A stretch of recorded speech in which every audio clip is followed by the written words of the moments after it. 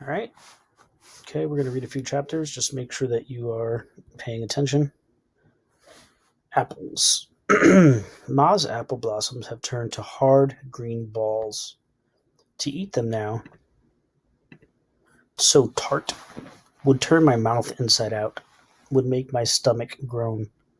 But in just a couple of months after the baby is born, those apples will be ready, and we'll make pies and sauce and pudding and dumplings and cake and cobbler, and have just plain apples to take to school and slice with my pocket knife, and eat one juicy piece at a time until my mouth is clean and fresh, and my breath is nothing but apple.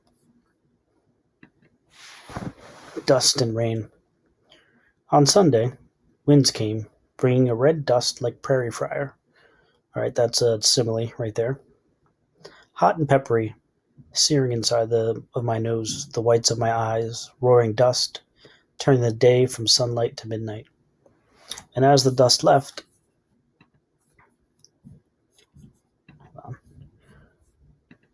rain came. Rain that was no blessing. It came too hard, too fast, and washed the soil away, washed the wheat away with it. Now little remains of Daddy's hard work, and the only choice he has is to give up or start all over again. At the Strong Ranch, they didn't get a single drop. So who fared better? Ma looks out the windows at her apple trees. Hard green balls have dropped to the ground. Right, so you can see the situation for this family has gotten a lot worse.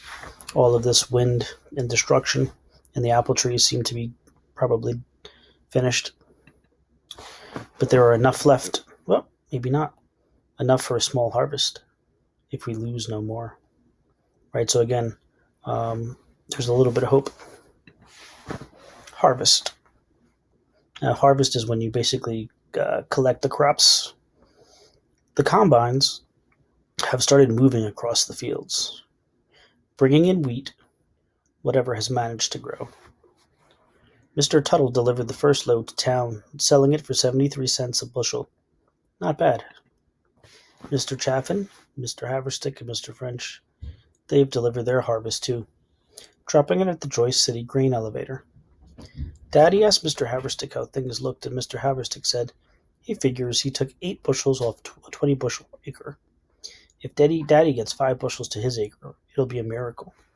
Right, so obviously they feel like they're going to get less than all these other people are getting for what they have grown. On the road with Arlie. Here's the way I figure it. My place in the world is at the piano. I'm earning a little money playing, thanks to Arlie Wanderdale. Remember, Arlie is the guy who basically asked her if she wanted to play.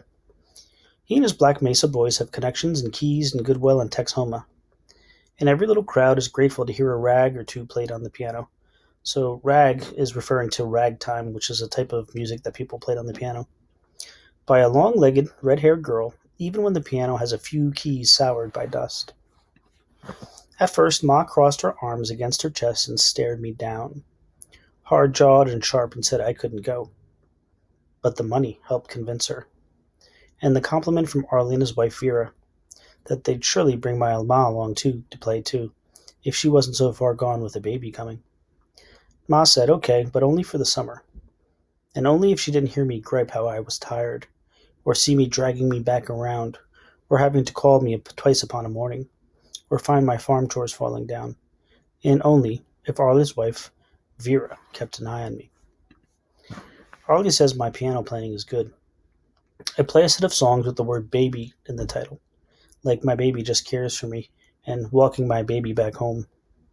I picked those songs on purpose for Ma, and the folks that come to hear Arlie's band, they like them fine. Arlie pays in dimes. Ma's putting my earnings away I don't know where, saving it to send me to school in a few years. The money doesn't matter much to me. I'd play for nothing. When I'm with Arlie's boys, we forget the dust.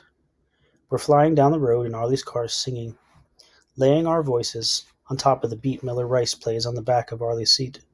Sometimes Vera, up front, chirps crazy notes with no words, and the sound she makes seems just about amazing. It's being part of all of that, being part of Arlie's crowd I like so much, being on the road, being somewhere new and interesting. We have a fine time. And they let me play piano too. Right, so you see that she's being allowed to go out on these excursions to go play the piano, and the mom allowed her to do it because they needed the money, and the mom was going to be able to play a little bit, and she basically said that she has to do everything she needs to. Summer 1934. Hope in a drizzle. Quarter-inch of rain is nothing to complain about. It'll help the plants above ground and start the new seeds growing. That quarter-inch of rain did wonders for Ma, too, who is ripe as a melon these days, which that's a simile, and it's basically saying that she's, pretty close to having her baby. She has nothing to say to anyone anymore, except how she aches for rain. At breakfast, at dinner, all day, all night, she aches for rain. Today she stood out in the drizzle, hidden from the road, and from Daddy, and she thought from me, but I could see her from the barn. She was bare as a pear, another simile, raindrops sliding down her skin, leaving traces of mud on her face and her long back, trickling dark and light paths, slow tracks of wet dust down the bulge of her belly.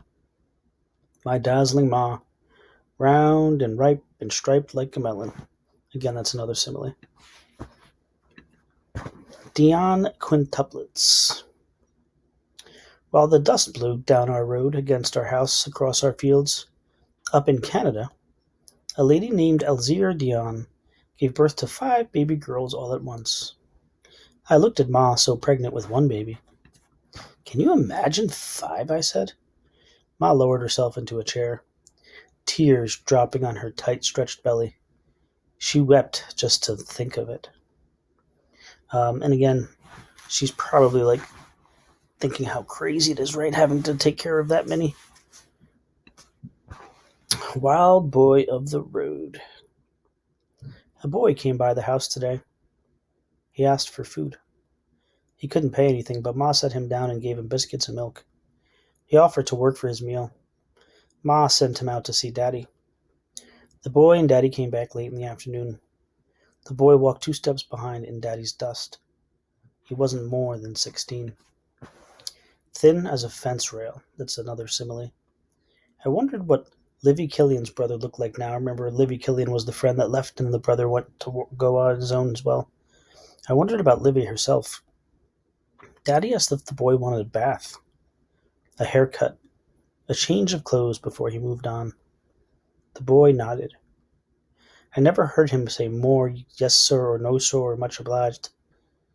We watched him walk away down the road in a pair of Daddy's mended overalls. Overalls are a type of pants. You guys probably know this, but just look at it. So, right, overalls, these types of pants, right? Hold on. In a pair of Daddy's mended, which means fixed, overalls. His legs like willow limbs, his arms like reeds. So they're basically using similes to show how skinny he is.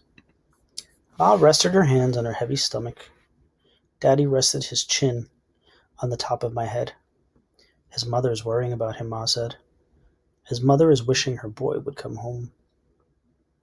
Lots of mothers wishing that these days, while their sons walk to California, where the rain comes, and the color green doesn't seem like such a miracle.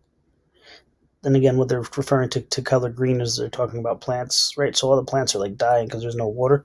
So green being like plants that are growing. So the color green doesn't seem like such a miracle, and hope rises daily like sap in a stem. And I think someday I'm going to walk there too, through New Mexico and Arizona and Nevada.